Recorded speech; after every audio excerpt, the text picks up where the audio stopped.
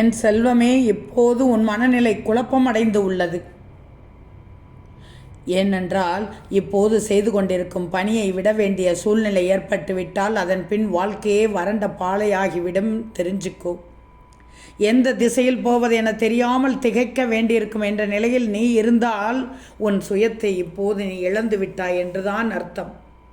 உன் வாழ்க்கையே அடுத்தவரிடம் அடகு வைக்கப்பட்டிருக்கிறது என்றுதான் அர்த்தம். சொல்வதை கவனமாக கேட்டுக்கோ தங்கமே. குழப்பம் இல்லாமல் இரு. உன் வாழ்க்கை படகின் திசையை நீதான் தீர்மானிக்கணும். துடுப்பை நீ வலித்தாலும் வலிக்காவிட்டாலும் படகின் திசை உன் தீர்மானமாகவே இருக்கணும்.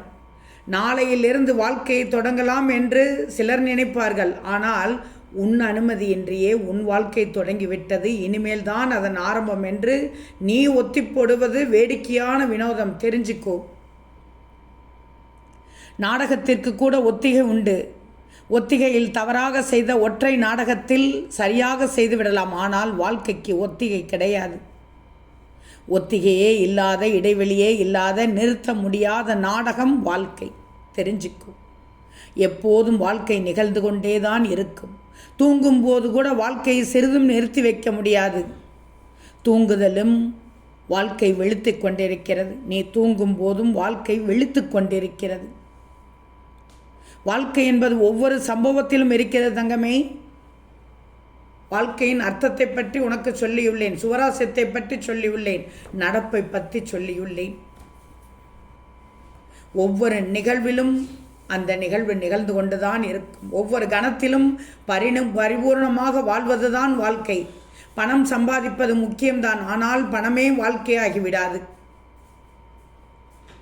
ஒன்று மட்டும் நல்லா தெரிஞ்சுக்கோ. பெற்ற குழந்தையின் ரோஜாப்பூ புன்னகையும் அது தரும் அன்பு முத்தத்தையும் அதன் மலர்லை சொற்களையும் அனுபவிக்காமல் நீ பணத்தை தேடி ஓடுவதால் என்ன பயன்? சொல் பார்க்கலாம். யார் எந்த திசையை நோக்கி இழுத்தாலும் நீ எங்கும் செல்லாதே. உன் வழியில் செல். உன் வாழ்க்கையில் செல். உன் குடும்பத்தோடு செல். இறுதியாக உன் சாயி சொல்கிறேன், ஒருபோதும் வாழ்க்கையை தொலைத்துவிட்டு பணத்தை தேடாதே. அவசியம் என்றால் பணத்தை தொலைத்தாவது வாழ்க்கையை பெற்றுவிடு தங்கமே. ஓம் சாய்ராம்.